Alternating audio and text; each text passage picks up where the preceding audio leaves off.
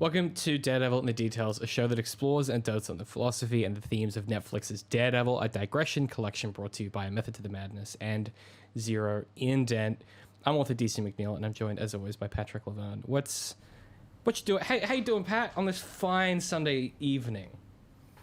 Doing a little... Well, actually, I don't know. I'm feeling a bit feverish. So if I just lose my train of thought, and which happens all the time, but it may happen especially tonight. So I apologize. Okay, okay. My brain's not 100% yet. Yeah. No, I'm with you. Or if we get some kind of weird unhinged opinion, we can blame the old body there. That is more likely what's going to happen. That's kind of my thing. Very unhinged, sometimes inappropriate opinions about random shit. I've discovered that my defining characteristic is having opinions about things that other people don't think you need to have opinions about. I was at the pub yesterday and someone was like, "What do you think about this thing?" And I was like, Are you asking me as a normal question, or do you want to know what I really think about it? And they were like, "No." They were like, "Well," I was like, they were like, "Well, I want to know because you're a writer. I'm asking you because I'm interested in what you think at a craft level." And I was like, "Oh, well then here is my 3-hour rant about it." That I prepared earlier. You know that cliche line in TV shows where they go, "You want the short answer or the long answer?" That's your thing. Yeah, exactly right. And I inexplicably have a long answer for everything. And I don't know why my brain does that. I don't actively sit down and be like, I want to have an opinion about season 7 of Doctor Who. But I watch it, and then my brain, I guess, while I'm busy doing other stuff, this is what it's using all of its, RAM for, is, building up these strange, unhinged opinions. That's a good thing I connected you with Mitchie, then, because, just... If anyone's receptive to that kind of stuff, it's him. Oh my god. Every now and then, he'll say something, or he'll be like, "I have this opinion," and I'm like, this is the only man on the planet who agrees with me on this. It's legit. Shout out Mitchie. Chilling, having a banger of a holiday. So this week, Pat, we are talking about... this is going to probably be a shorter episode. I grouped these together, so we're talking about episodes... Season 1, episode 5 and 6. I grouped these together because they really... Is it? No, episode 7 and 8. It helps if I scroll down. Oh, I just read it wrong in the title. Okay, 7 and 8. Yeah. Jesus, can't even do my fucking... job right as a host. That's embarrassing. It's alright. I'll fix that in the edit. It'll sound flawless. Episode 7 and 8, which is Stick and then Shadows in the Glass. Origin stories, baby. Yeah, I grouped these because they're really the origin stories for Fisk and Matt. So I guess at a very high level, we're kind of really in the weeds of the show, of the plot stuff now. Where's your head at? I know we've been very positive so far. We absolutely are loving this. What did you think of these two episodes kind of paired together? I really love how this season, and by extension, we've sort of picked up on this, how it groups together little arcs and bits of theme and stuff like that. And the fact that they put the two origin stories back to back is really interesting, and it slows the whole season right down, in a good way. I think after you get the whole arc with the Russians, I really love these episodes. I love origin stories that sort of leave the viewer wondering how it's relevant to the other stuff that's going on, because usually that means it's more interested in giving you context for character psychology in comparison to, say, circumstance. How did this character, I don't know, end up at Hogwarts? Here's how they got on the train. How did Han Solo get his blaster, for example? Yeah, is not something exactly we really were interested in so much as the psychology of that character. Yeah, Matt's I feel is more clear, but Fisk's origin story, for example, that's quite it's a bit confounding, honestly. It's it explains the the rabbit in a snowstorm painting, like why that has significance to him. But again, like it's like that doesn't really explain, at least like, you know, on the surface, like it doesn't really explain anything. There's a lot to think about. It's not like immediately clear how this is relevant to the story that we're experiencing. And obviously the end of this season, we kind of get the connective tissue, at least like plot wise, of like how this is relevant. But I think it speaks to the strength of this show that, like, even though it is purely about the psychology, it's so gripping, and like this show has such a tone and a mood to it that I'm continually just like so impressed by. Anytime, like, everything is so consistent and coherent. It's pretty damn impressive how they've managed. I don't know, it's mostly the writing and it's the acting and stuff, but like there's a real even in the big stuff, like these episodes have some pretty confronting material in them. There's a lot of restraint that they managed to show in different ways that I think, or I wonder, I suppose, in the hands of different showrunners, where the restraint would not be exercised, this would be a very, very different sort of feeling show. And I think my point of reference for that is like The Defenders feels like it lacks a lot of that restraint. Right. You know, Jessica Jones doesn't. It has the same level of restraint, and then you can kind of feel the same thing in Luke Cage, which is kind of interesting.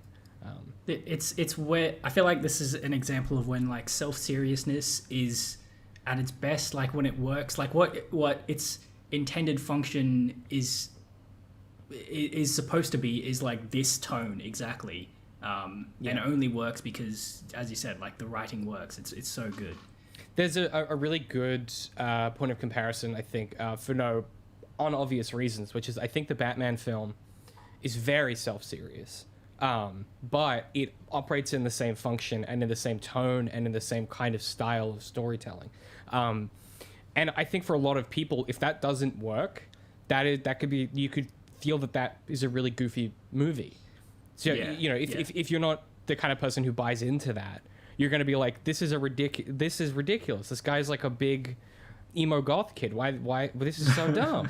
But if you're bought in and it works for you, it's like so compelling and gripping. And Daredevil, like, candidly gets to have its cake and eat it too, where you get the self-seriousness, but you also get characters who are able to glibly make fun of how absurd some of this is, but not in like a lampshady kind of way.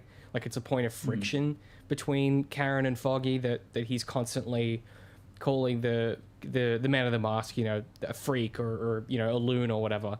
Like I think because it is informed by character drama, it never feels like the show lampshading its concepts. It really is like, yeah, this is how Foggy Nelson would view this person. And so it's just damn impressive how they get to pull both maneuvers, and it doesn't take you out of the tone. It doesn't pull you out of the story. It's hey, spoilers, Daredevil's still really good. Yeah, absolutely.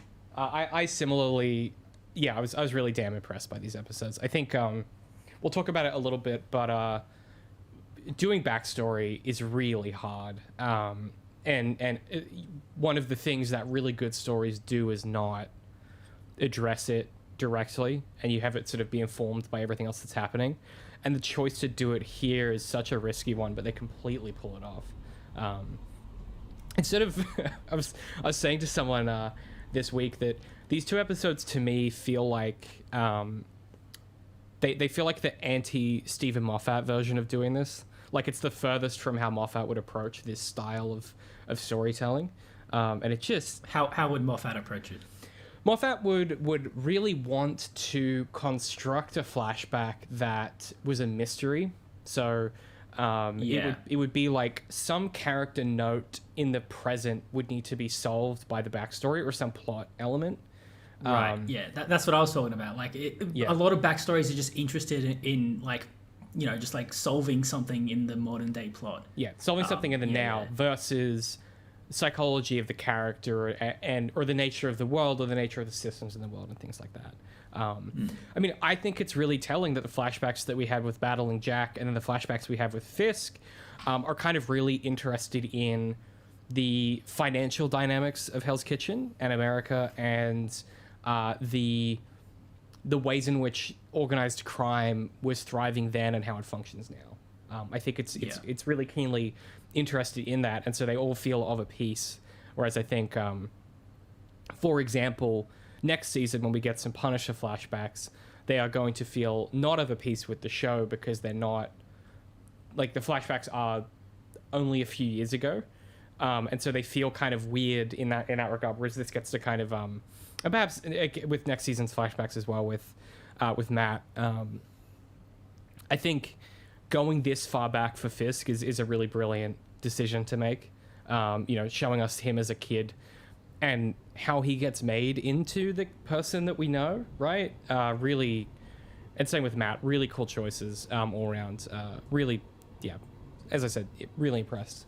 Okay, cool. Well, let's do this. The summary. This one was written by Bill Everett and Drew Goddard, and it was directed by Brad Turner. So it's all yours, Pat. All right. So, episode 7, Stick. Matt finds Leland Owsley, but is interrupted by the return of his mentor, Stick. Stick recruits Matt to track down the Black Sky, a weapon that Nobu's men are importing. Despite promising not to kill anyone, Stick murders the Black Sky, who turns out to be a child. In a flashback, Stick teaches Matt to control his extra hearing and senses. In doing so, he trains him to fight, preparing him for the war. Concurrently, Matt returns to his apartment and confronts Stick. The two fight in the then and the now, and Matt refuses to stay down, besting Stick. Meanwhile, Karen searches for a connection between Union, Allied, and Tully, hoping that paperwork from Mrs. Cardenas' botched repairs might be the clue Urich needs to break the story. As she leaves, two men confront Karen, who is saved by Foggy, wielding a baseball bat.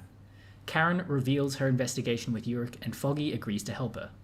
In a bizarre tag, Stick speaks with the heavily scarred man about Murdoch's role in the war to come. I guess we should talk about this up top. I do not recall what this tag is foreshadowing. I don't remember its function. It happened and I went, huh? I don't think it comes back. I think this is one of the only hanging threads in the entire show. I don't think this relates to anything. I haven't seen The Defenders in a while. It may be something in that, but it's definitely not anything in the main Daredevil series. I thought it was going to be a tie-in to the Mandarin, and like start a plot thread there that was going to follow through, and then they eventually just ended up using that for Shang-Chi or whatever. But it just doesn't. I don't think this goes anywhere. If you're listening to this and you know where this goes, please, find us and write in and let us know, because I genuinely I was baffled by that. Yeah, it's a very bizarre choice. I've written here at the top, I don't speak Japanese, but even I can tell how bad Stick's Japanese is. Yeah, you can kind of tell if people are like speaking in like a staccato kind of fashion, like the syllables aren't. You can hear each syllable. Right. They've memorized how to say it. They don't speak it. Yeah. And you can kind of tell in the next episode when Fisk is speaking Mandarin as well. But I think that's a character decision for Fisk to sound like that. Yeah, I think it is too. To be fair, it kind of works. But, I feel like every language is, or maybe most languages are, you shouldn't be able to, like, hear specific, like, syllables being sounded out. Like, anyway. Yeah, humans just don't really speak like that. You merge sounds together and conversation has, like, a rhythm and sentences flow together. But yeah, I don't know. And I guess it's also a character note for Stick, but given how close he is to this world, it feels like he should be better at speaking Japanese. It would be cool if he was, like, really fluent. I think that would be a great character. Be really cool. Yeah. I feel like he's a small enough role in this that he's not the kind of actor where they will, like, actually learn Japanese for real. Because I know some actors that do that when they need to speak other languages. I mean, like in Breaking Bad, like a lot of those people speak Spanish, and the actors just learned Spanish to do that, which is kind of cool. Oh, really? Yeah. Apparently, that was like a thing that a lot of the what do you call them? Like the mobsters and stuff. Like a lot of Frings Men, where it's just like normal actors in LA, and then they were like, hey, go learn Spanish so you can come and talk in Spanish on our show, which is kind of cool. Oh yeah. I probably would have hired people that spoke Spanish, but you got options, don't you? Yeah. Look, this episode's really interesting for a ton of reasons. I think there's a lot of really kind of crunchy character note stuff happening with Matt and Stick, and Jack Murdoch's absence as well, I think is really noteworthy here. There's a really cool conversation that I've highlighted at the start here where it's Matt, Karen, and Foggy speaking about Union Allied a little bit and the Man in Black, and they're all hiding. So Matt's hiding that he's Daredevil, Karen is hiding that she fancies Matt, and Foggy is hiding nothing and constantly puts his foot in those problems. Like everything he says is a complication for one of those things being hidden. It's so it's their dynamic is really fun. Yeah. And Karen's also hiding the fact that she doesn't fancy Foggy. And Matt's also hiding the fact that he does fancy Karen. It's great. Really cool. How is it coming, or how is it a point of tension that Karen doesn't fancy Matt? What's there to sort of reveal that? No, it's a point of tension that Karen does fancy Matt. Oh, sorry, yeah. But like, what's the line that sort of incites that thought? It's one? Foggy says, I haven't written down the exact line, but Foggy says something about the Man in Black and being lawyers, and then he says something about like he says something where it like implies that Matt. It's the thing about how Matt always knows when women are beautiful. Right. And he says something that kind of ends up sounding like he's implying Matt knows that she's good looking. I can't remember the exact sentence, but it's something where the show very overtly points to it. And then Foggy says something like, I think he already knows. And then Karen blushes and looks away, and Matt kind of pretends to be unfazed by it. It's so like cute. A real small interaction. Yeah, I know, it's great. I've also written here, Karen remains the most harried woman on the planet. Don't know how she does it every day. So stressed out all the time. So stressed. Yeah. I really love in that scene as well. Matt is like so sanctimonious, like talking about like, because they're discussing the Man in Black. Karen says he's a hero, Foggy says he's a nut job, and then Matt goes, well, we shouldn't like judge someone outside of the confines of the law. Like, he shouldn't get convicted in the press. It's so good. I always love when he's like, Matt pulls that sort of shit. Just like just completely being a truly condescending like piece of shit, kind of. Yeah, just being like a real fucking hypocrite about his stance on his views on like what is ethical and what is moral and shit like that. Do you think that's like, do you think in his head it's because the only true judgment is like the Lord? Like, do you think that's a religious thing, or do you think he's just being a little shit? Because Matt, when Matt's being a little shit, he's great, but like I'm not sure how to read that. I think that's a solid way to read it. I think, because it's hard to, it's there's a bit of that doesn't quite check out if he's being insincere about what he's saying, as if he's just like putting on an act, like a Bruce Wayne sort of thing, just like completely, not being genuine about his views on like, I think the law is this, the end all be all kind of stuff. He probably does think that in some part of him, but yeah, I actually do like your reading about how all judgment is divine judgment essentially. Yeah, and I guess to my mind that's why he's able to hold these two conflicting beliefs, right? Which is like, the confines of the law have value, but also Daredevil is necessary. He's such an interesting character because this stuff is unclear, and that's sort of what I was talking before about restraint.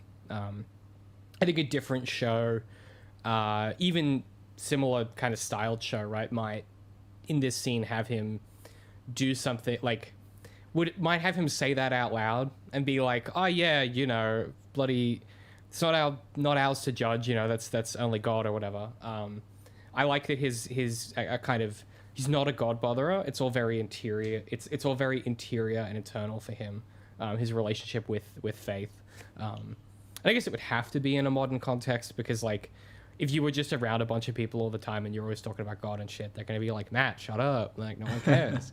I feel like in another show, they would make like they'd make that a beat about him saying, yeah, you know, oh, he shouldn't be convicted in the press. And they like would focus on his face and they'd get the actor to do like some, you know, emotional reaction about him thinking about what he just said or something like that. Yeah. There's a thing that Thomas Fight sometimes talks about, which is like small acting versus big acting. And this show is all small acting with the absence of the ruptures in reality when like Fisk loses his mind or when Matt, you know, like the anger is the perhaps exception to that. Yeah, really, really cool conversation. I guess the setup for this is that Matt tracks down Owsley because Owsley has the money. This is the advice that Vlad gives him in the previous episode, right? Where he's like, go find where the money's from. And then kind of hilariously gets tased by Leland because of Stick, and then Stick makes fun of him for it. Yeah. And I'm like, bro, you know that was your fault. You're being such a little fucking gremlin right now. Wow, that's what it works out for Stick, because Stick needs him to focus on the hand stuff, not this petty, organized crime situation. Yeah. What do you think of Stick's like? What do you think of Stick in this show? Because he's really different in some interesting ways than like the comics. What's your vibe with Stick? How do you like his implementation in this episode? I feel like he fits a lot of cliches, I feel. So, and, you know, I've said this before, I feel like a lot of people, and me included, you know, when you watch this show for the first time, you don't find it very, well, like, as compelling, because it just seems like a pretty cliche some of the time. A lot of these characters, like, fall into specific archetypes. You know, Stick is obviously that, like, like, you know, hardened, emotionless mentor person. But, you know, re-watching this, like, with the context of, like, all the flashbacks in season 2 and stuff, and, you know, just how prominent Stick is in season 2. Again, like, I love how it's so consistent with everything else we see later on. I don't know, I really like Stick as a character. Like, I kind of wish there was more explored about him. I kind of wish, like, maybe we got, like, an origin story for Stick in like, a later season. That'd be cool. Yeah, I hadn't even thought of that. Yeah, he's such a weird guy. Like, his energy is so strange. And I mean that in, like, the way that the acting conveys who he is so interesting and weird. Like, he's this all-American sounding guy who then is also like, oh, you need to learn to meditate and do these things and that things. Like, there's a lot of contradictions in him, which is pretty cool. I don't know. He's just such a weird dick. And I kind of love that they get to write a character like that. It's like, again, you know, jumping ahead to season 2, it's so compelling how his whole philosophy is, you know, turning Matt into a warrior and a lecturer as well. You need to cut yourself off from your feelings, your deep down feelings. You know, that's why you got to meditate, so you get rid of those. Yeah. But then you see in season 2 that, like, he has a lot of compassion for, like, his adopted kids, you know, like, and I love that shit, dude. I love. I'm reminded. I mean, it's Obi-Wan, right? Being like, yo, push your feelings down, and then really out here, like, adopting Anakin as his brother, right? Like, you know, it's like forbid attachment, focus on the gameplay and focus on your job, but also don't tell anyone about my super secret girlfriend on Mandalore. You know, like, it's that type of vibe. It's great. Yeah. So good. If you can't tell, I've been rewatching Clone Wars. So Star Wars is on the brain. I've been watching The Bad Batch. That's pretty cool. Okay, I haven't checked it out. Yeah. I caught the new Mandalorian episode. I thought that was fine. Like everything the Mandalorian's done, it was perfectly fine. Yeah. The Bad Batch knows what the most interesting period in Star Wars is. It's right after Order 66. Yeah. And it like explores like how the Empire actually takes control of the galaxy, like really in like a lot of detail. Oh, that's the process stuff we like, isn't it? Yeah. So on Anyway, that note, Star Wars. Star Wars tangent. On that note of process stuff, we have this scene where Matt. So Stick basically like him and young Matt, little baby boy Matt, are in the park, and I've written down here to Pat's point.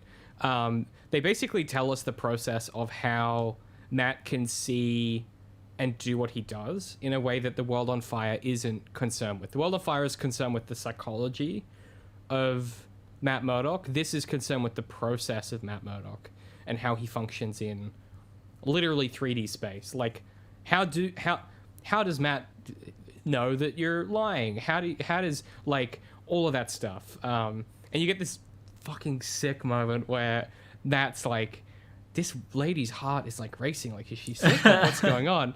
And Stick's like, it's the worse than that. She's in love, kid. Yeah. It's a fate worse than death. And I was like, bro, what the fuck brainworms have you consumed? Yeah, dude. Stick's got yeah, as you were saying, like he's got like this like je ne sais quoi, you know. Like I love the when he's talking about like how old were you when you got blind? 9? Oh, so you had 9 whole years of like looking up girly skirts, looking at the sky, watching movies that I never got. Like it seems like a kind of a random line to put in, but it's so cool. Like it adds so much characterization. Well, and then he goes, but you died, right? And Matt's like, no, and he's like, oh my god, you're so lucky. And it's such a cool little rephrase. He's great. And he has such a good quote in this conversation where he says, smart don't come out of books. Smart is making the right choice at the right time, like now. Mm-hmm. And I think it's the like now that is the Stick bit. Like all of his woo-woo philosophy, all of his stylings, all of his like opinions about the world are all filtered through this like utilitarian lens of like, how does this going to affect this thing that I am doing, which is like the war, right? But it's like he makes things immediate in a way that like I think Matt sometimes is very concerned with like the bigger picture and like the philosophical movings of like morality and ethics, and then Stick is like, do thing now if thing needs to be done, and I think they're kind of opposed in that regard. Oh, I thought you were going to say that it sort of explains Matt's framework of thinking about the world a little bit, because like similarly Stick is all about the big picture war. You know, forget these petty squabbles in New York, mate. This shit that I'm dealing with is global. Yeah. So maybe some of that rubbed off on Matt. Yeah. Okay. Oh, I hadn't even thought about that. That's a really good point. Damn. Yeah. Yeah. He's kind of like internalized this. You have to pick the biggest threat and deal with it mentality. Yeah. Instead of the local activism mentality, which is like go and do something in your immediate neighborhood to make the world a better place. It's this kind of like, and I don't mean this in the like internet usage, but it's viewing reality through the epic lens, right? Like, you want to go and you have to go and address the most dramatic problem. Because if you can do that, then the little problems will sort themselves out. Which is not true, but that's the tension that Matt has with reality.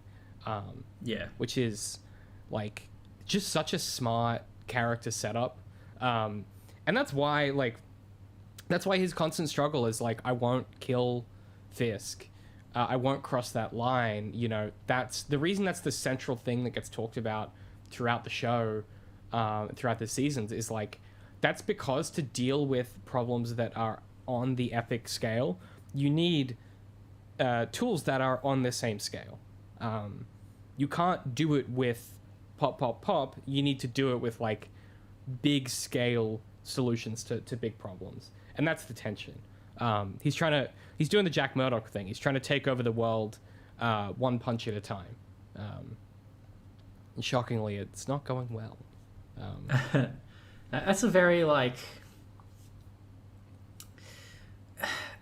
That idea about, like, saving the world through not killing anyone, that's, like, some real, like, big picture storytelling kind of stuff. Like, I mean, you know, like, in narrative theory, like, you know, it always... Societal, interpersonal, worldly conflicts always loop back around to a character, right? Like, and that's at the end of the story, like, that's the thing that sticks around, is like the character's soul, you know, quote unquote. And so for Matt to, like, maybe unconsciously realize that, like, yeah, he needs to stop Fisk, but he needs to do it in a way that doesn't compromise himself, is, like, you know, that is the biggest picture in terms of, like, narrative theory, you know. Yeah, and for the show as well, that is the whole show. That is all 3 seasons. And man, you can tell they went, why doesn't Batman kill people? And then they went, why isn't Batman only about that? And that kind of ends up being, I mean, if you think about The Dark Knight, right? Another excellent Batman flick. It kind of becomes about that. That's the whole central thrust, is, like, the Joker being like, same with the first Batman film, is like, hey, dude, like, why you're basically being a coward. Like, you're preserving yourself instead of doing what's right. And I think that's probably why The Dark Knight Rises feels so much like a coda and so much like it's separate, is that, like, it just fundamentally isn't about that. And there's something here of, like, at an arch plot level, this is the most arch plot you can do, which is, like, it is really about the damnation of his soul in order to achieve the thing that he needs to do, or that he's decided to do. It, like we said, I think in the first episode or the second episode, like, it's the fundamentals done extremely well. That's kind of like that's my biggest takeaway, is, like, it's a simple question for Matt's character, but it's done so well, like everything in the show, to be completely honest. I like just then how the way you addressed The Dark Knight was like, yeah, there's this other secondary great Batman film. Yeah. I'm calling Mitchie right now. Hold on, I gotta no. I think that Batman is the best Batman film. Sorry. Look, I rewatched it recently, and I get your obsession with it now, David. It's a fucking good film. Yeah, it's great. It's solid. It's so good, it's a crime. Is my opinion. It's so good that Batman is coming after it. He's going to beat it. He's going to beat the shit out of it. Hey, okay. Look, all to say for this setup stuff, right? So I'm trying to place this episode in the psychology of Matt's character and, like, the kind of movements of the season, right? So we had Matt save Vlad last episode, only to see him die. To get this information, and then he's being framed and all of this stuff, and so we kind of see how he comes to have his powers, if you want to call them powers. I guess I'm trying to put together in my head, like, why these 2 episodes here in the season. Like what are they doing? Because my general guess is, like, this is sort of the calm before the storm. It's the Gandalf and Pippin conversation, you know, or Gandalf and Mary conversation the night before the big battle, right? This is kind of the kind of quiet bit before things start to really escalate. Is that... Yeah. I don't know how close I am to the money on that, because I haven't rewatched the show in a while. I also think it's because it's like 13 episodes. It's, like, way too long. And Stick doesn't contribute anything to this season. It's setting up for next season. So my take is that, and season 1 and 2 came out like 1 or 2 years apart. They obviously planned it like that. So yeah, I think they just finished the Russian arc. That sort of wrapped up pretty nicely.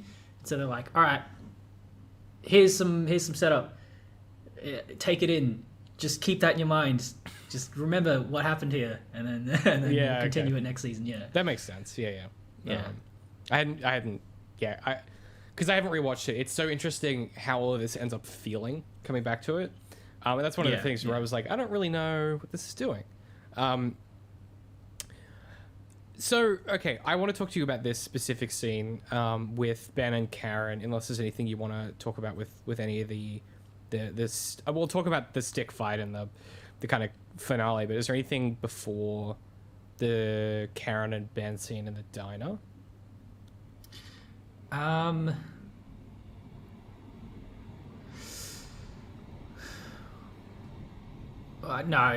Well, I have some. I mean,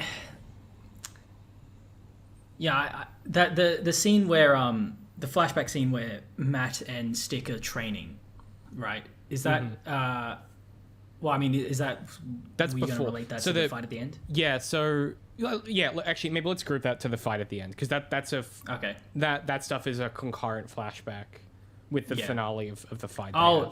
That's right. Yeah, I forgot about that. All right, continue. I want to talk about this because it has nothing to do with the rest of the episode, and because it's plot stuff. So basically, like, Ben and Karen having this conversation at the diner, and Ben being protective of Karen, I find very fascinating, because the more I've watched this show, the more on first blush you go, he's just a good dude, he's trying to look out for her. What I've come to realize the more I've watched this is I don't think this is about Karen specifically.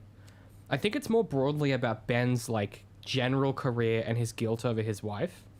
I think he's in this position where he feels so guilty about his wife that sort of he's so protective of, like, he doesn't want Karen to get hurt, because the thought that his actions could put somebody else in a bad position or hurt them is so harrowing that it's almost this act of, like, self-preservation or something for him to protect her, which I think is, like, really interesting. And it makes their relationship the hardest to see through, in a sense, which is kind of what I think this show does really well, is you go, I don't know if Ben is doing this to help Karen because he cares about her. I don't know if he's doing it to help Karen because he feels guilty about his wife. I don't know if he's helping Karen because it's the right thing to do.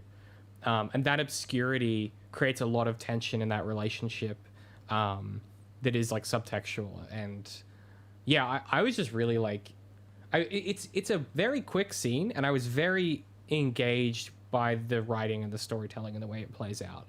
Like, it left me with these questions. Like, I wrote this down as I was watching it. And I was like, man, that's the specific things they say and the body, like, that's what gave me that impression.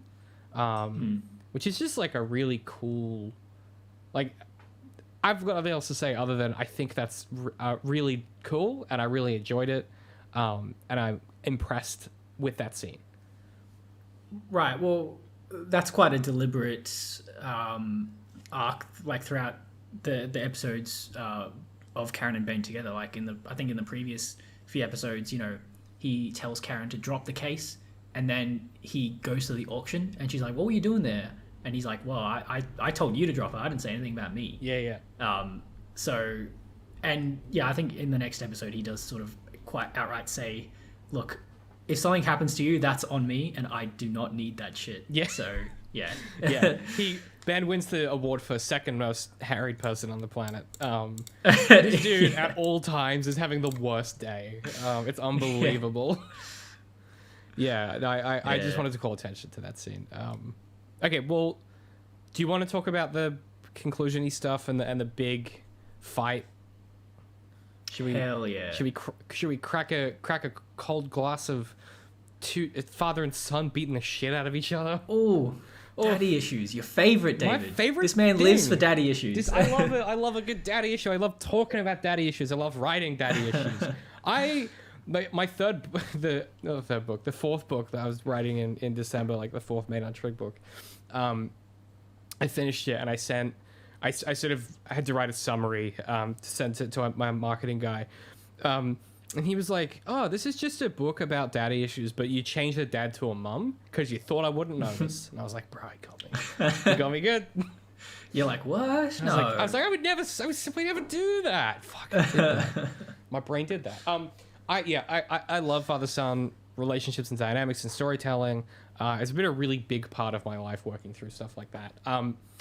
I'll set this up, and then I'm sure you have some thoughts about this. So basically, so Matt comes back to his flat, and Stick is like...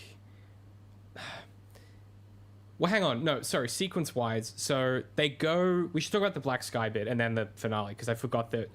So we do get a little bit of training initially where it's the first... It's like when they're fighting the first time in a flashback, and Stick is like provoking Matt about his dad. Like, it's some real toxic stepdad shit. It's crazy. He flips off a bottle cap of a beer, and it like bounces around the apartment and goes into the bin. And I was like, that's the goofiest thing the show's ever done. I was like, what? My guy's out here just doing a party trick? Why not? Yeah, I guess. If you can. Yeah. Yeah. I'm just jealous that I can't do it. Like, that's, exactly. I've written here, how does Stick shave? Because Matt obviously uses like an electric thing, because he always has stubble. But Stick is like clean. That's a clean shaven man. It's because he's always sharpening his samurai sword, so he just whips that out. Yeah. No, I like that. Other stuff before we talk about the finale. So, Elena Cardenas thinks Foggy is the handsome one, and Karen misreads, and they get their wires crossed, and she thinks that she's talking about Matt. And you're like, oh, Karen really does fancy Matt. And then Cardenas is like, yo, Foggy's in love with you. And she's like, fuck. Damn it. It's a really cute little interaction. Yeah. Okay, so Black Sky stuff. Black Sky is a weapon. We don't know what that is. And it turns out to be a child that Stick wants to murder. And we get this ethical question of like, is Matt stopping the arrow the right or wrong thing to do? Right? Because it's like, this kid, it's a kid that's going to be a weapon, blah, blah, blah, blah. And it's like, yeah, well, killing kids is probably bad, right? Like, it's one of these things of like... We get like zero explanation of why this is a bad thing, like what is the Black Sky. So from our perspective at this point, it's like, yeah, kind of saving the kid, it seems like the absolute moral decision in this circumstance. But then by season 2, you're like, maybe you should have killed the kid. Yeah, I mean, you get more context of what the Black Sky is. I don't know if you should conclude that you should have killed that kid. All I'm saying, Pat, is that we don't have enough child murder in television, and I for what, that's not true. The Last of Us is playing at the moment. There's a lot of death in that. A lot of kids getting killed. Okay, so then they go. So okay, this all happens. Matt comes back to the apartment, and he's like, you were trying to kill that kid. And Stick's like, bloody trying? I did. I killed that kid. And then they get into a fisticuff, right? Meanwhile, in the past, Matt presents Stick with this... Oh, no, that happens afterwards. So, yeah, there's a concurrent fight in the past where Stick is, like, basically goading him and beating the crap out of him and being like, you can't fucking hit me, you can't fucking hit me. And Matt does what Matt does, which is in both the then and the now, gets beaten gets the shit beaten out of him, and then gets up and wins. Does the battling Jack Murdoch thing of like get up on your feet and keep fighting. And then, super interestingly, in the flashback, Matt gives Stick a bracelet made from the ice cream cone wrapper that they have the first time they hang out. And Stick immediately is like, cool, we're done here, and then leaves. Which is some real stepdad energy, if ever I've seen it. That sentiment shit. Yuck. Yucky Ew. Feelings, not for me. What do you think about all this, Pat? I think there's a lot happening. There's a lot going on. There is.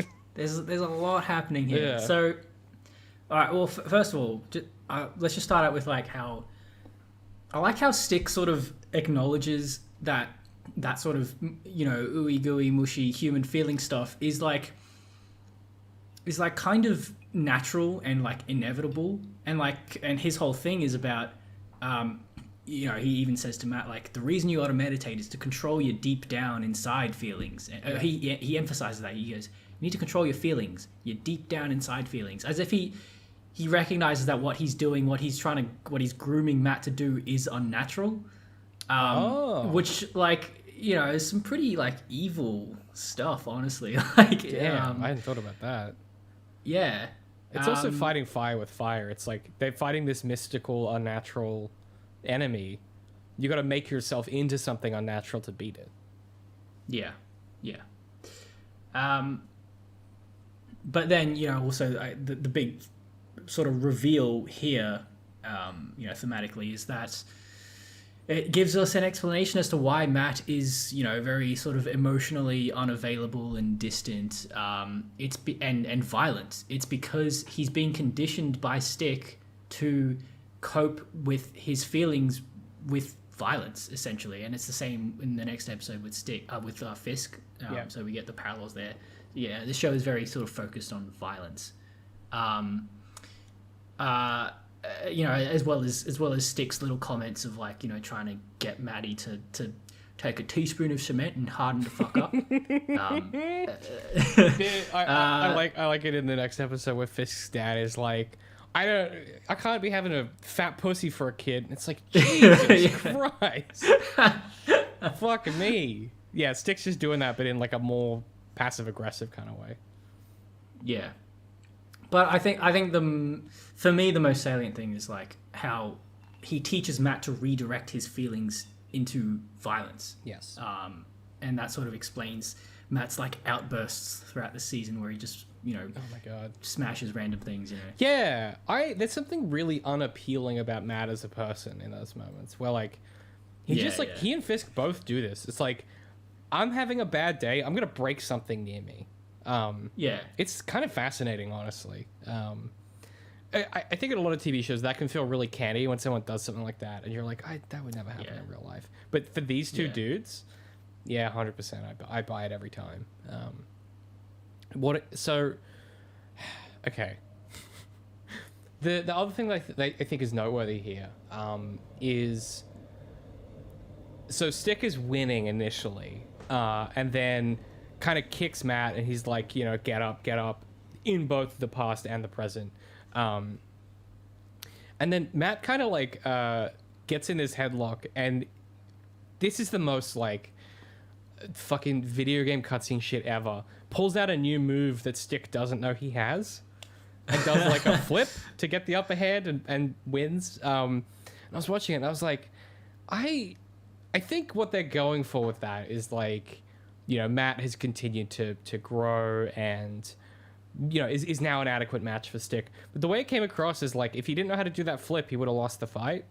And I think it's just one of those like fight choreography things where it just hits slightly weird in a way that I noticed. And if I'm noticing it, that means it's pulling me out of the story in some way. It didn't bother me. I thought it works. No, I think it works. I just noticed it, which I'm not sure what to do with, like, as a thing that happened. It's just don't know what to do with it. What do I do? It's ruining my immersion. My verisimilitude is broken. But what do they eat? Yeah, exactly. What's their tax policy? What's their tax policy? Yeah. I mean, we've already said it, but this ending scene is fucking weird. The little tag at the end. Don't know what that's about. Don't know why it's there. Yeah. If you know, you have to literally tell us.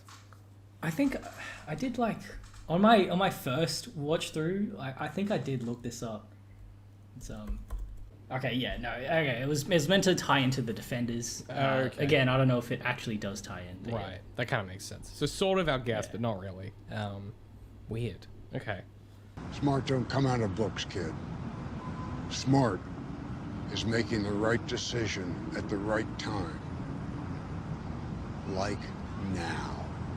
What's it gonna be, Maddie? You gonna spend your life crying and rocking yourself to sleep at night? Or are you gonna dig deep and find out what it takes to reshuffle those cards life dealt you. Your call.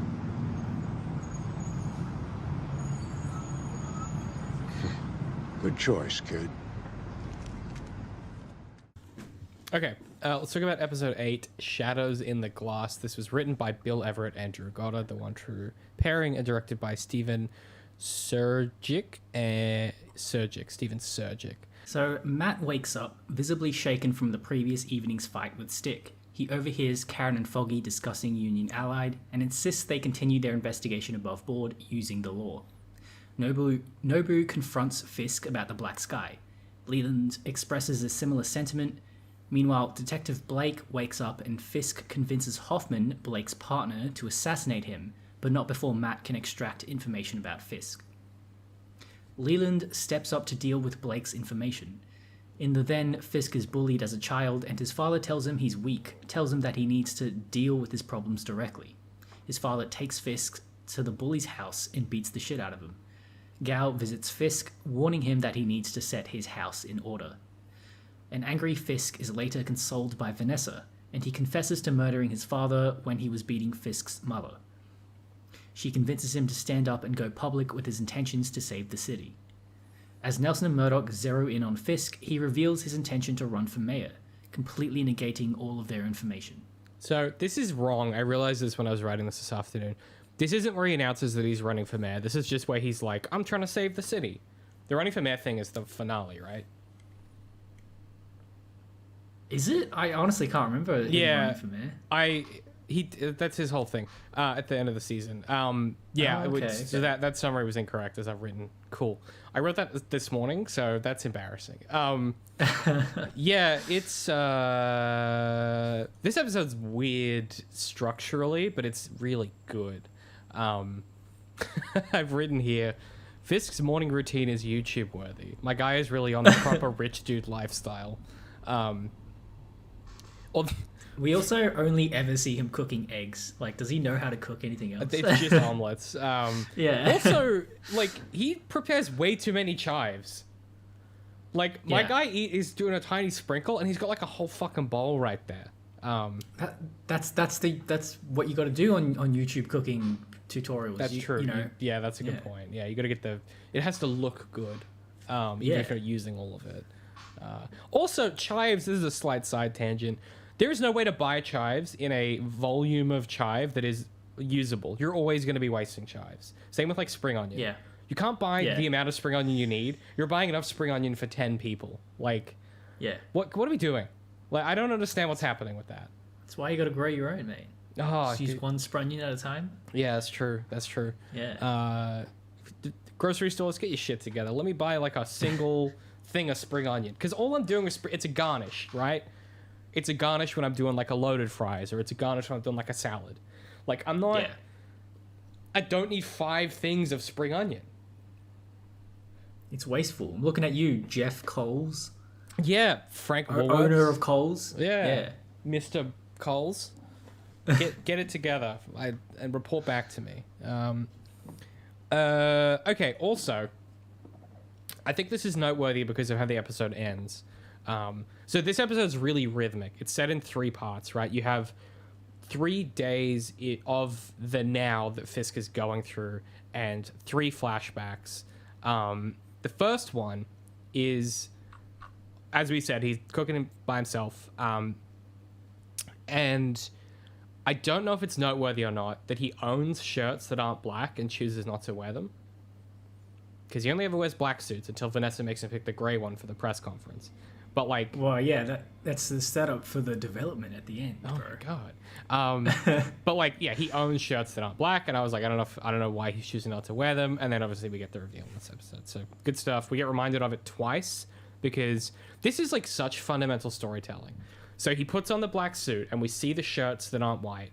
And then the next time he puts on the suit again and we see him walk past the shirts that aren't white. And then we get the reveal when Vanessa picks out the suit. It's like so... Again, the fundamentals just done so well. It's really impressive. Yeah. Yeah, I agree. Good. Hey, Daredevil, well done. Also, Also, I think it's also noteworthy how much it seems like Fisk is just, he fits in so well with this rich, like, elitist lifestyle. Like, it's a part of him, you know, like, and that's just interesting to show him so, like, intertwined with his wealth. yeah. You know, like, I'm not thinking of it as much in like, obviously, like, yeah, there is a comparison between him and Matt. You know, Matt, who's, like, you know, not rich at all, but and also this show isn't really that focused on, like, that kind of inequality. I feel like it is a bit, but, like, not too much. But I feel like it is just some more relevant dressing for Fisk's character to be like this, this very rich person, you know. Yeah, which is also really interesting because he's so poor they're so poor when he's a kid. Yeah. And now the wealth is, like, imbued in his very being. Like, you know, the routine that he has is, like, this is, like, someone who has curated this life. Like, it's kind of, yeah, you can't imagine him not being like this, I guess is maybe the way to say it. And seemingly he can't either, which is the noteworthy part. Because he knows that he used to not be. And that's kind of why he sees, obviously it's a guilt thing, but that's why he sees his kid self when he looks in the mirror. Like, all he sees is the thing that made him into this, because he has that guilt over his father. Yeah, that's an interesting thing about, like, why does he see himself as a kid covered in blood? So, like, you know, you reckon he feels guilty of it, and I agree. I think there is a part of that where it's like he seems ashamed and, like, kind of, like, haunted by his past.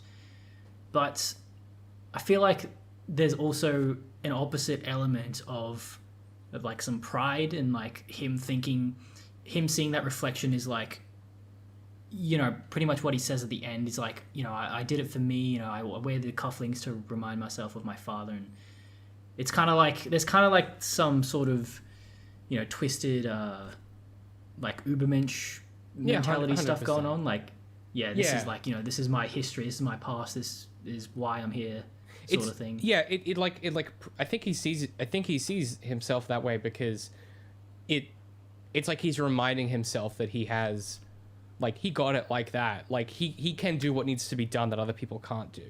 I think it's sort of a twisted, sort of, self-perception sort of thing, which is pretty cool. Matt, I've written down here, Matt looks like he's having the worst morning ever in this episode. He is just like, Charlie Cox is so good at playing this character in really subtle ways. He just looks like the last thing he wants to do is be a human being right now. Like, he's just had, like, such a weird and traumatic night with his, like, weird stepdad, and he's like, fuck, I have to go to the goddamn office. Oh my god. And then he gets there and he's like, now I have to deal with Foggy and Karen. Oh my god. Yeah. And he's like, fuck, my friends are scheming or some shit. Like, they're doing something they're not meant to do. I have to like, parent them. It's like, fuck. It's so good. Yeah, oh god, love Matt Murdock. Yeah, very, very good. And then I love Foggy's little thing. He's like, what? Bats aren't blind? Yeah, that's so good. Yeah. Which, like, I mean, y'all really trying to talk about bats? We know where this character's based on. Come on, guys. Yeah. So I have a similar question that gets raised in the actual episode, which is, like, what does Nobu do for Fisk? Because this gets raised by the episode. I still don't really know. I think the show doesn't really know because, as I've said before, why do we never see Gao and Nobu interact? Because they're both members of the Hand, and, you know, like, sort of, you could explain it like, well, you know, they're just being covert, like, they're just pretending not to know each other. But it's relevant. But, you know, like, it's weird. And it's obviously, to me, it's pretty obvious that the writers didn't quite flesh that out at this point. Yeah, they're not quite sure how the Hand works yet. Yeah. But Fisk says later on that he's a necessary evil. So to me, that kind of sounds like they're hitmen. You know, they send Nobu to kill people, possibly. I guess, but then it's like, yeah, maybe. I think you're right. I think they just haven't worked it out. Yeah. Which is unfortunate because everything else makes so much sense process-wise. Where you're like, of course Leland does the books, Gal sells the drugs. I guess maybe like Nobu does the security or something. It's kind of hard to tell. And, you know, because the Yakuza are a small part of the hand, and obviously, you know, the whole thing about like Yakuza in American fiction is that they're all like business people. Mm-hmm. And so they have, you know, a large foot in the actual legal corporate world. So maybe they can provide a lot of assistance there. They have that ability to legitimize things, potentially. Yeah. Maybe they're like doing all the money laundering, like who knows? But I guess we never really find out. Everything I know about money laundering, I know because of Breaking Bad, so maybe I'm wrong. And Saul explaining with the nail polish. Oh my god, this it's is so you, good. Pinkman, get it? I love when he tries to do that to Walt's wife, and she's like, "Bro, dude, she's like, I'm an accountant, actually." Yeah, it's so good. Also, oh my god, Daredevil does the BoJack Horseman thing of like, hey, just so you know, it's the '80s. Here's a montage with an '80s song playing to open the scene. All I could think about was that the way that BoJack makes fun of that. And I was like, yeah, they got him. The song is like, this is the '80s. Yeah, exactly. And then it's like later, it's like a pop rock song, and it's like it's the '90s now. Like it's very good. I'll put a little clip in. Very, very good stuff. Okay, so dude, this stuff with like Fisk's dad is so uncomfortable. Like the writing is so on point here. This guy he's kind of got like a Jack Torrance style feeling to him, like the guy from The Shining. But the thing that I really noticed here is, so he owes money to the same dude that Jack Murdoch owes money to, right? This, you know, Italian mobster Rigoletto. But where battling Jack feels like he's scraping by, he's doing everything he can to scrape by, this guy feels like he's kind of got like a cornered rat energy to him. Like he kind of feels like Joel from The Last of Us, like the games at least rather than the show. Like he has this energy of a guy who will never outwardly admit how bad it is because like his pride can't take it. And he's like, what a compellingly horrific person to live with. Like he just... Yeah, dude, he's awful. He's so awful. And like he's awful in this very particular way where he makes him being awful your fault. Like it's just like, it's really, really... There's a weird sentence. It's very well written abuse. Sometimes abuse in media can be executed in a way where it feels kind of like sensational or sort of like schlocky, I guess, and this just does not feel like that. It kind of gives me the vibe of like how any reasonable person could like put up with him, like Fisk's mother, for example, right? It's, you know, when you see these tropes, you're always like, and you know, it's usually the husband who's abusive, right? And it's like, well, why does the wife stay with him? And usually, the answer is always like, well, he wasn't always like that.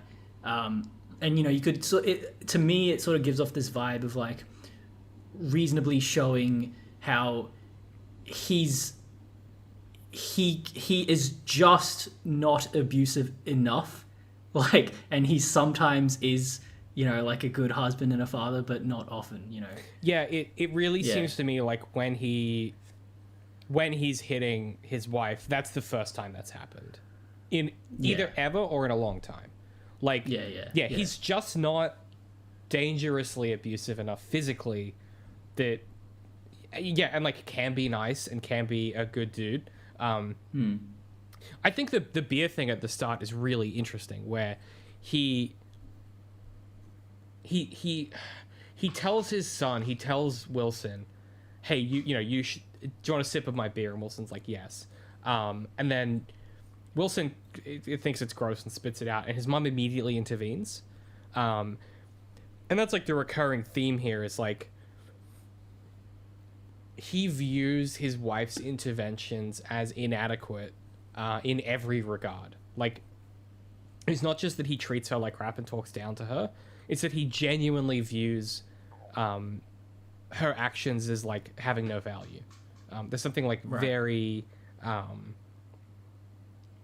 don't know, like there's a style of man this is trying to portray that if you've had parent figures, doesn't have to be fathers, but if you had parents or people in your life that are like this, they so constantly undermine your ideas and your decision making and your thinking that you kind of just like stop believing them after a while. Yeah, like it's kind of all encompassing. This city, it's everything. It's right there. All you gotta do is put your mind to it and make it happen. You want a sip? He most certainly does not. Well, Dad let me take a sip from his glass before I could talk. Go on. Go on. What are you looking at her for? I said it's okay. Take a big one. Go on. That's it. And he's got such a Weasley fucking voice too. This Oh dude. my Like, god, it's so this guy perfect. sucks. Like he just sucks. Incredible casting as well. Yeah. Is the that sort of like, that's New Yorker kind of vibe is on point. It's so on point, and the way that he calls his son, like, you know, he's like, you're fat and you're a pussy, but like he's also overweight. Like it's such a smart. It's so well done because like that. Of course, it's people like that say it. Yeah, it's truly incredible. Yeah, good stuff. and Yeah, I love how at the end when he gets murdered, Fisk's mother doesn't like immediately like knows what to do, as if like, you know, she's thought been about it planning for like a long time. Yeah. Oh, dude, launches into action instantly. Yeah. This is a woman who, in her downtime, fantasizes about what her life would be like without her husband. Yeah. It's actually very similar to Gone Girl in that regard, except you know, he's the abusive one. I think there's some interesting dynamics there. There's definitely an article comparing those in my head. Okay, yeah, that first flashback, excellent. So we get the way this works is we get the flashback, then we get something about Hoffman, then we get another flashback, and then we get something about Hoffman, and then we get the finale, which is like both at the same time. Once again, Wesley is an absolute king of kings in this episode. He and Fisk are trying to convince... which way round is it? So Hoffman's... So... Blake's the one in the coma. Blake's the one in the coma, and Hoffman is the guy who isn't in the coma. They're trying to convince Hoffman, and Hoffman's like, yeah, of course he's upset with you. You shot him. And Wesley goes, technically, we paid someone else to shoot him. And I was like, go off, King. Like, come on. It's such a and the way he says it as well, to like diffuse and deflect the thing that Wesley he might be the best character in this whole fucking show. That's what I'm saying, dude. He's so fucking good. He's so good. I love, earlier in their meeting with Nobu, like, you know, Nobu threatens Wilson, walks away, and then he goes, you know, he needs to be taught some manners. Then Fisk's like, no, leave it alone. Then Wesley's like, oh, I don't like the way he speaks to you. Like, yeah, it reminds me, in the Big Lebowski, like Philip Seymour Hoffman's character, like this obsequious, like sort of his whole existence depends upon his boss. Like it's kind of Wesley's like the evil version of that. Yeah, you know, his whole existence and his whole meaning in life is parasitic off Fisk. You know. Yeah. It's really cool. Yeah, absolute king. But I mean, it works, right? Like he convinces Hoffman to kill his best friend. I love Fisk says, yeah, Hoffman goes, oh, I've known him like 35 years. Fisk leans close and he goes, how much are each of those years worth to you in round figures? So good. This guy is fucking so evil, dude. Like, it's incredible. Like, man, it's like, he's such a bad dude. Like, like, there's this way in which you can feel the show being like, yeah, like, how is Matt going to stop someone like this? It's really, really compelling stuff. Also, like, Matt arriving too late to save Blake, but not late enough that he can't get information. So good. Like, there's just this, like, way that the show kind of, like, things, like, snap together like clockwork pieces in episodes like this. And we obviously don't hear what's said, but, you know, Matt gets the information he needs, which is really cool. Oh, he actually does give Matt information. I thought he didn't. I thought it was just, like, that, because I was wondering about that. I was like, what was the point of this scene if if Blake dies before he actually says anything? No, so what they do, they've done this before, and it's actually really misleading, is he starts talking, and then they drop the gain on his audio as they transition out of the scene. But he definitely talks. Yeah, because yeah, the only thing I heard was him saying, is it my turn this time? Like, I thought I was calling back to when they shot the Russian in interrogation. Oh, I see.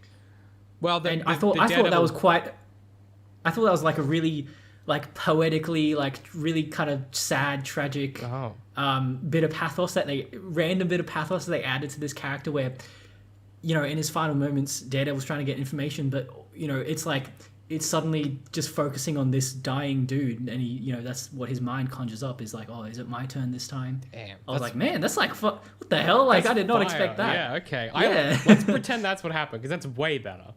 Yeah, I know, right? Yeah, that's, damn. I mean, the Daredevil wiki thinks that he spoke, so we'll make of that what you will. The Daredevil wiki. The Daredevil wiki. I reject their assertion and assume that yours is accurate. Substitute our own. Yeah, exactly right. What's that? The Mythbusters? Where is that from? Yeah, it's Mythbusters. I reject your reality and substitute for my own. Yeah. Yeah, it's a really, really cool moment. I wanted to ask you about this because I'm not really sure what to make of it. Fisk's father is constantly using language like, you know, when a man puts himself out there, when he takes a risk like that. You know, he says it to the bully, and he's like, "Oh, you think that's funny?"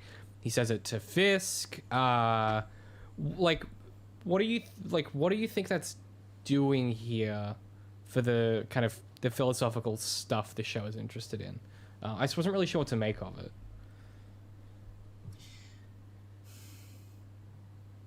Yeah, I don't know. I didn't write down anything when I saw it, but I certainly like did sort of like take a point about it, or like, you know, note it in my head. Yeah, I don't know. It's The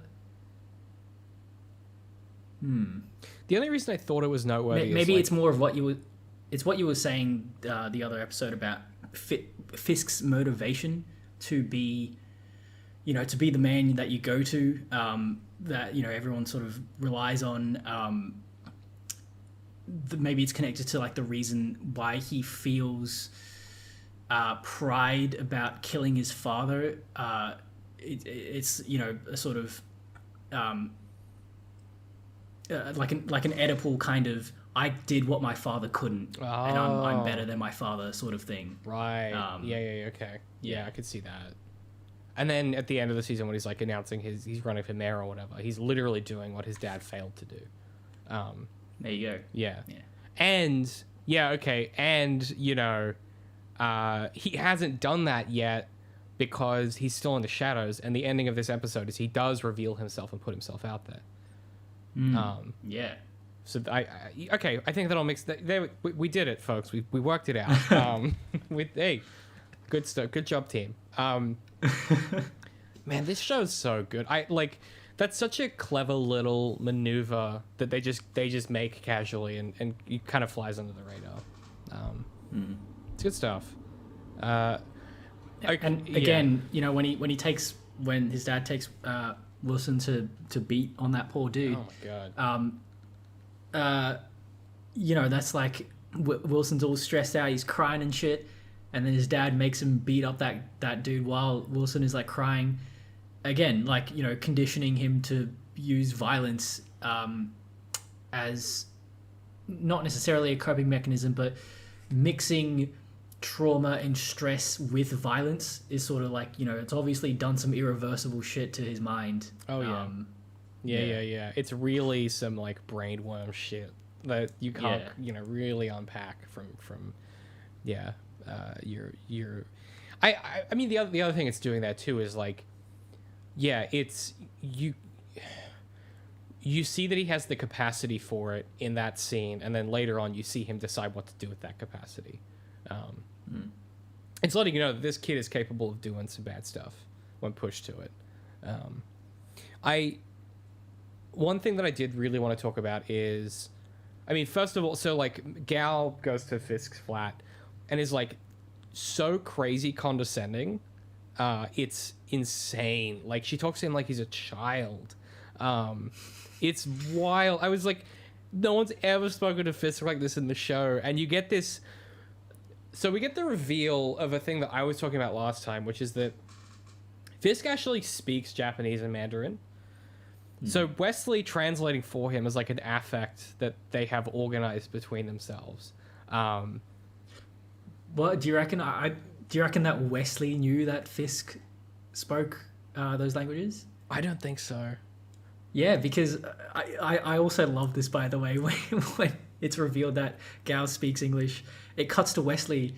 You know, he's got this look of like, what the fuck? Well, what am I doing here then? And then Fisk speaks Mandarin, and then it cuts back to Wesley again. More of the same, like he's like, what am I doing here? Like, what the fuck? It's so good, his reaction. I love the way he keeps his composure as well. Yeah. But yeah, he's really like, what is my boss doing? It's very good. And you get this weird maneuver where Gal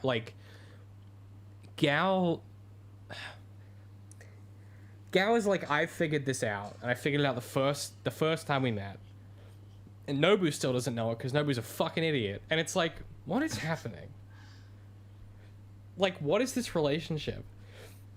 Like, maybe that's it. Maybe she just thinks he's a big dummy, and that's why they don't hang out. Why they don't hang out? Well, I mean, they're using each other, right, to build their criminal organizations. Yeah, I guess so.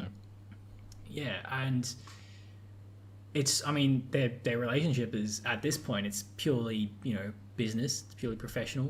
They're just using each other.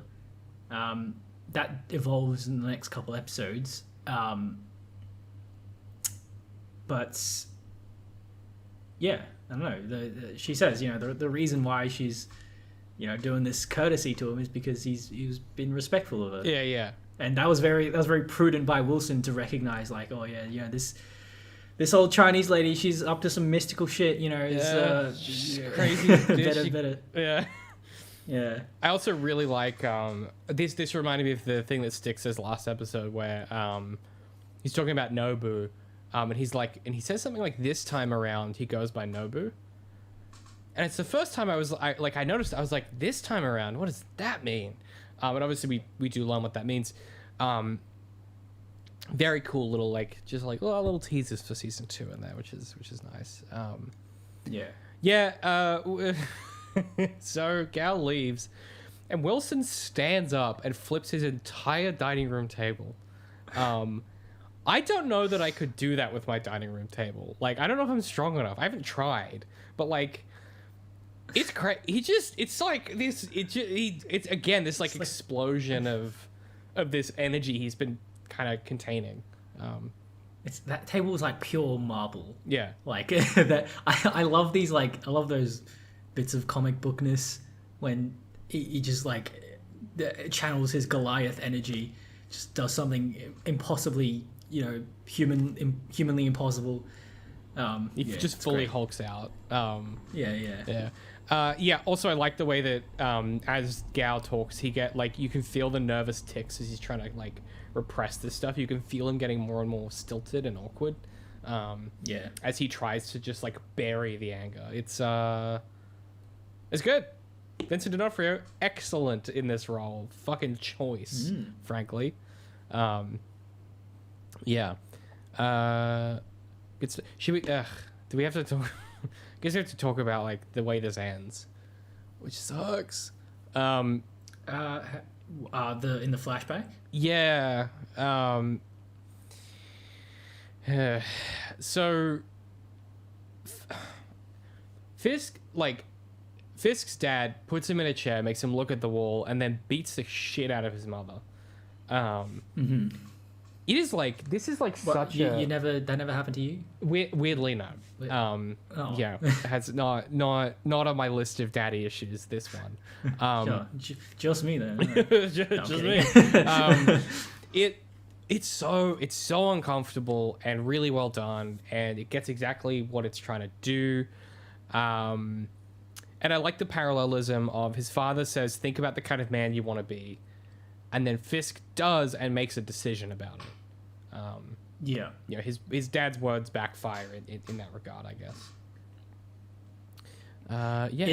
It's so interesting how, because obviously him looking at the wall draws that connection to the rabbit in a snowstorm, and it's interesting how the painting it seemingly is a connection to his trauma, but gives him comfort, and that's quite an odd sort of contradiction there. It's like, why is he so attached to this thing that is connected to this traumatic event in his life?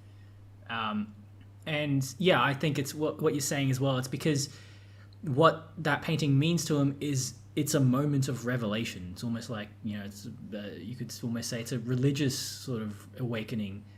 He discovers that he's a man of violence, and that's okay because it's his truth. That's like his true self.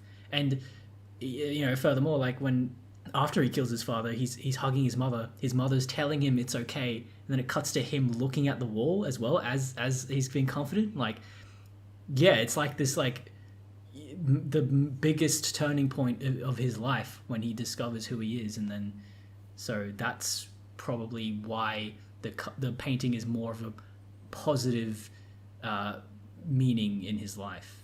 Yeah, or it's that thing of like, you find a way to justify the trauma, right? Like you go, well, actually, I wouldn't be this, that, and the fifth thing without it, which is true, but also like doesn't. It's unhealthy. Man needs to go to a therapist, like legit. I mean, yeah, you can to some extent like choose. What am I trying to say?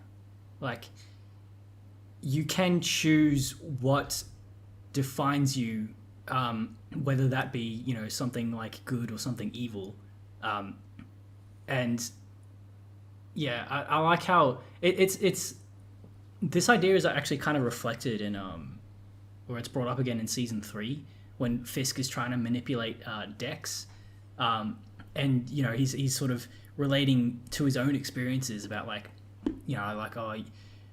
if my truth got out there in the world, like the society wouldn't accept me, and look how bad everything is, the world is for shunning you for just being who you are, as if like he didn't have a choice, which that is the themes that this show is dealing with, but there's a lot of nuance in that sort of choice. That's a really good point. It's sort of the way that Fisk is framing this, like, so I guess we should explain. So Wesley goes and fetches Vanessa, and there's this line which is really compelling where Fisk is like, you don't always know what's best for me, and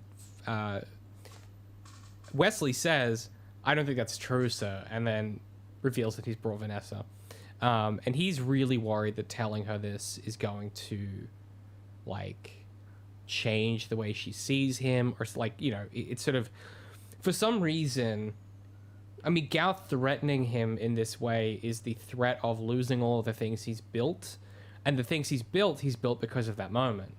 And so he's sort of he's clearly reflecting on it because it's like the origin story of the Wilson Fisk that we know. And then he tells her, and we get the flashback.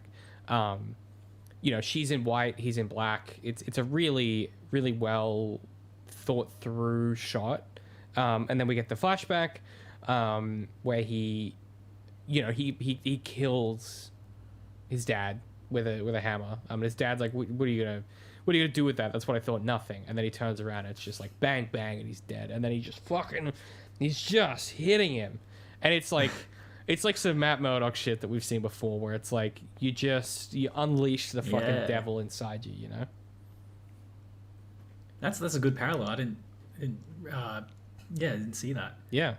Well, these men are two sides of the same coin, right? Like that's kind of the whole well, thing.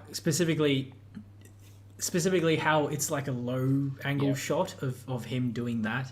I don't know. I feel like by this point there has been at least one shot of Matt, doing that when he's punching. You're from the perspective of the person that Matt's just and he's doing on, right? this. Yeah, absolutely. Yeah. It's very, very cool parallelism. Yeah, and I guess this is the moment that he becomes an adult, like, and becomes who he is, becomes Wilson Fisk.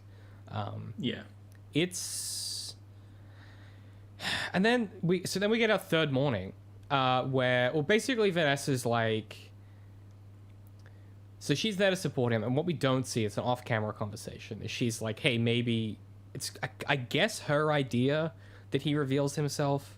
I can't remember exactly how the scene plays out, but she picks out a suit, tells him what to wear, and then they go and they do a big press conference where he's like, hey, I'm Wilson Fisk, and I'm trying to save the city, which is cool. I guess the parallel here is that Matt gives Ben all the information he has on Fisk. Ben is writing the article that is going to expose Fisk, and it's a little on the nose, but it works so well. I've got his monologue written out, so I'll read that in a second. But what do you think about this little sequence here and the way it wraps up? I really like it. I think it's maybe it's a bit confusing because his speech sort of has some of the exact same words that Ben is writing. Yeah. So you, as a viewer, you might be like, is this connected? Like, is Fisk's decision to come out publicly directly because he knows that he's about to be outed?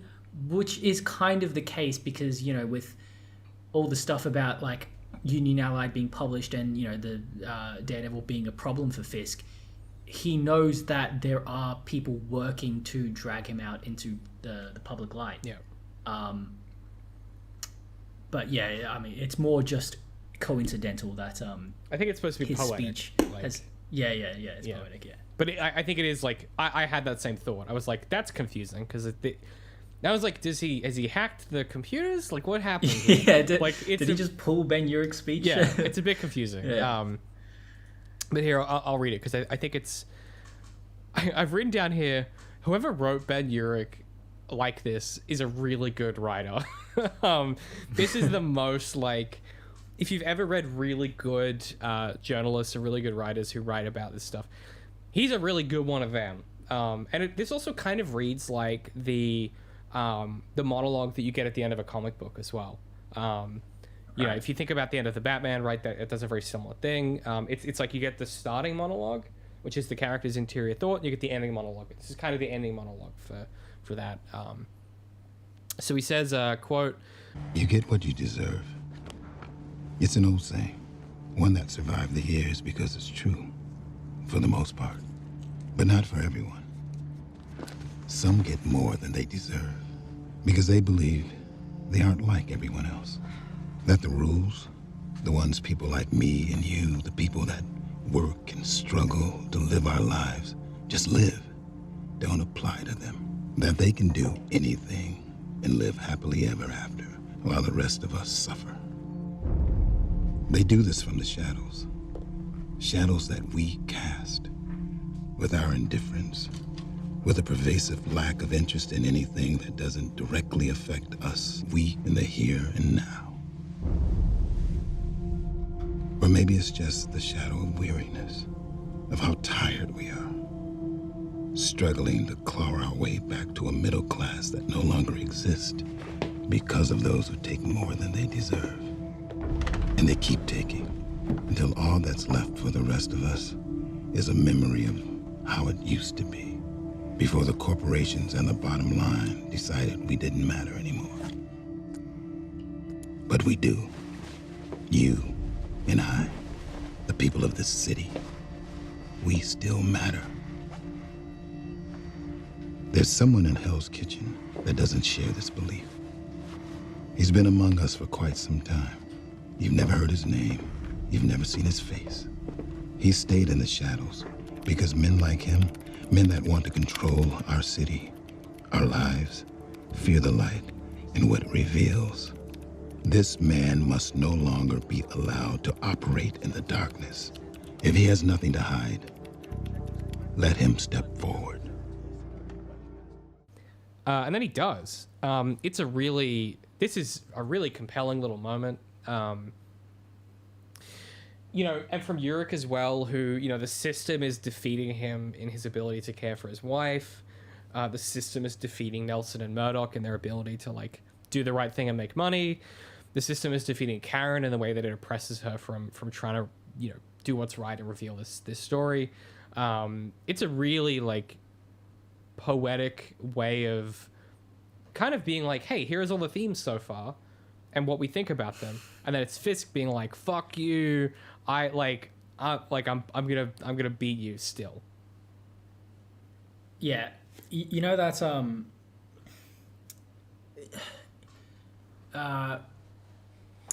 that sort of tenet in storytelling and narrative theory about how the best stories have conflicts on multiple levels of interpersonal and societal and there's a third one, I forget what it is, but Fisk is all of those embodied into one, because he is being an elite, he is sort of he's a contributor and a maker of all these societal ills, and all these bad things that you mentioned are symptoms of people like Fisk. And I guess that's that's why maybe that's where my mind went at the beginning of this episode, about showing how rich Fisk is. It's a very roundabout way of getting to the themes that this speech sort of conveys. Yeah. There's a monologue I really like from Catwoman in The Dark Knight Rises, where she's sort of talking about rich people you take and how you thought you could live so long and live so large without leaving any for the rest of us. There's a storm coming. I think it's really interesting that the bad guy here is rich and the good guy isn't. I think it really lends to that David and Goliath thing that you've been talking about,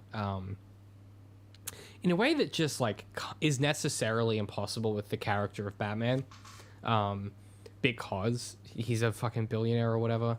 And this is just way more compelling to me and interesting as a setup for this conflict, because it's not just that Fisk is so big that he can just get people killed and get away with all of this stuff. It's also that it fundamentally changes how everyone else has to live their lives. They have to consider their safety in the context of this, of the fact that there are men like him doing these things. And in this episode, obviously the whole idea of violence and inherited trauma is woven together. And Fisk is almost he's ashamed of it, yes, but like you said, he kind of used it as a point of strength as well, that he was able to do that. And I think the speech is really being you shouldn't, this is not something that he should be proud of. The decisions that he's made to get here are the wrong decisions, because they hurt the little guy. And this show is obviously very interested in the little guy, which is just, noteworthy. And it's a very cool little montage. You get everybody watching it from... For some reason, I don't know why they keep doing this to Foggy. He's like just out somewhere and he sees it on a TV. I think he's like at a butcher or like at a bodega or something. And he just sees it on the TV. Matt happens to have his laptop open while it's playing. It's odd. You know, only person... What the fuck is Matt doing with the laptop? Just watching the news? Like, but how does he use a laptop? Like, I don't really understand. And then he just throws it. Like, it's so good. He just like fucking tosses it from the table. Angry Matt is always good. We love to see it. I love how he tries to regain his composure and like straightens out his tie. Yeah. And like as a reflex, he's like, just, you know, does that. Yeah. It's great. Yeah. He's, man, this show, like when this show is hitting on cylinders, like these 2 episodes are, we kind of already touched on it, but I think in a different show, these flashback episodes would be really hard to get through. Even in really good shows, there are some flashbacks in Mad Men that are really hard to get through because they just feel really labored, and these feel effortless in a way that is honestly just really impressive. In no uncertain terms, it's really done well. Great episodes. There's a lot to puzzle out. Yeah. Yeah. And there's a lot of things left unsaid as well, which is also, I think, a big strength here. Where you go like, oh, is Matt this way because of this stuff? Or like, you know, what does Fisk think about this? And, you know, it's clever in that they talk... It's very realistic in the way that the characters talk about this trauma, but they don't say what they feel about it. They kind of talk around it. Or we cut away and we don't see the conversations. And so you're left going, these are clearly formative character notes that we're supposed to think about. They're not character notes telling us how to view these characters. Which is certainly kind of what I was alluding to earlier, what Moffat would do if he was writing this, for example. Is this would be instructional of like, here is how to think about this character and here's the mystery we've solved, rather than here is a bunch of stuff that happened to them and you're going to have to work through it yourself. It kind of makes me think about like in episode 7, the Matt's flashback episode, when Matt gets out of that arm lock by Stick, and then they're suddenly like buddies. Yeah. Like they just stop fighting because he makes a joke. Stick, he's like, oh, it took you 20 years to get out of that one, and then Matt laughs, and then all of a sudden they're just having a conversation. You know, it's just like well, the flashback was important, you know, it gives some context, but like it's, and then the characters just like sort of move on and then just like, you know, yeah, it's good. I think again, it's that restraint thing, of like including it and knowing when it's enough, and then moving on and going, okay, like we have other business to attend to, that's pressing, right? But yeah, I mean, like ultimately the way this ends is that Fisk basically comes out. I was fucking cackling. They I'll see if I can put it on the screen if it doesn't get copyright struck. But they, with the news report or whatever, they have like the scroller on the bottom of the screen, of like different things. You know, like normally in real life, that's like that's like headlines of other news that's happening. But for this, it's like, you know, unknown person Wilson Fisk, and then it's like unknown philanthropist Wilson Fisk, and then it's like nothing is known about Wilson Fisk. And I was like, guys, what? Whoever in the VFX department did that should have like just given that to a writer to do, because it's so weird. Like I thought it was very funny. Just like stuff you would never like. It's very on the nose. Well, you know, the VFX artist Catherine, who was working on that at 2 a.m. in the morning and had the deadline in like 4 hours, was just pumping that shit out. She didn't give a fuck. I know, yeah. Very, very good. Cool. Do you have anything else that you want to talk through? Anything else on your list?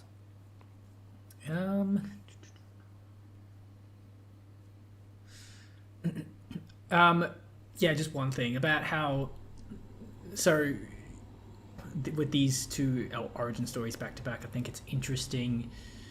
It's certainly something that shows itself in the later episodes about how, you know, they're both conditioned toward violence, but Matt's conditioning is more about discipline, whereas Wilson's is more about a lack of discipline. It's about wrath. So they're different types of violence, which is interesting. That is interesting. I hadn't really thought about that. Yeah, and I guess like, yeah, okay. And then and I guess like Stick's whole thing is like he's very utilitarian about all of it. Like he's sort of like, we have to do it. It's for the war. It's part of the mission. And yeah, Fisk is very much about like self-preservation and self-worth, and sort of they're coming from different places. Yeah.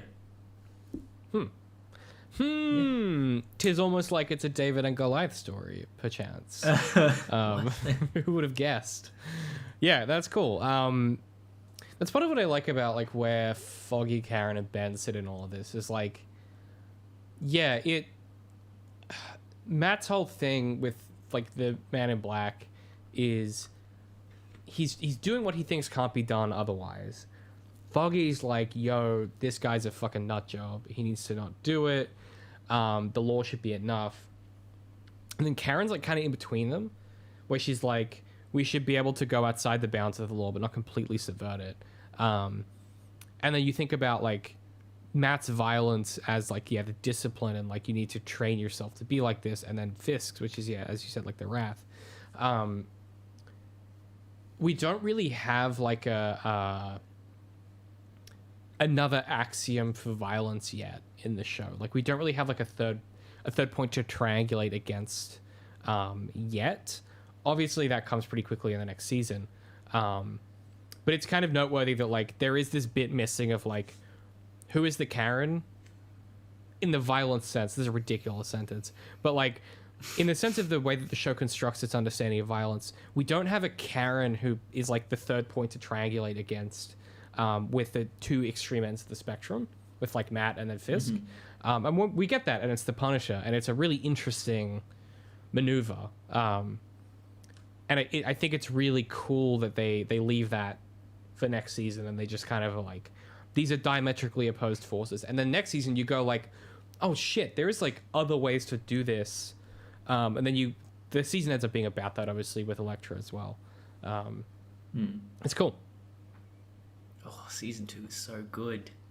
I haven't watched it in a long time. I'm very excited. Oh, yeah, mate, tears every time. And then we have to watch The Defenders.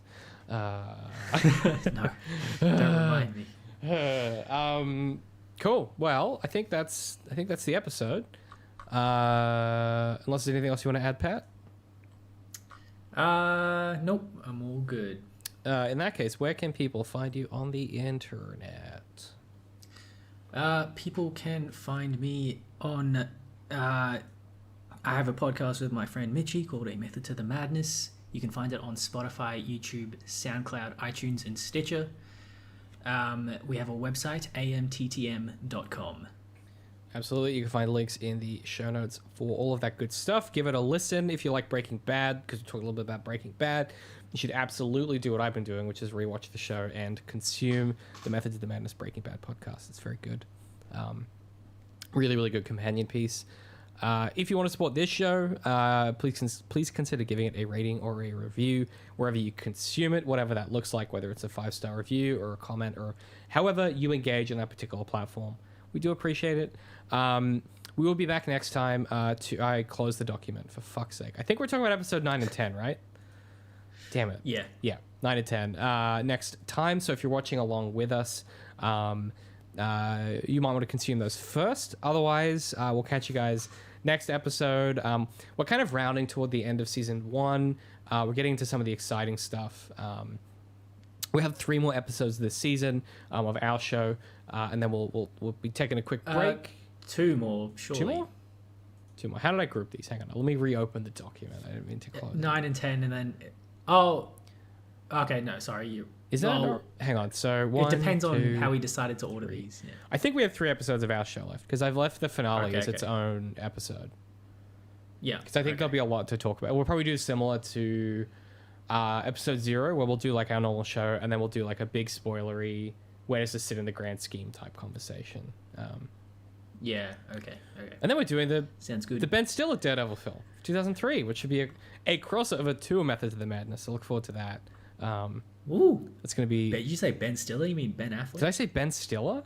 Could you imagine You if Ben did. Stiller did? Ben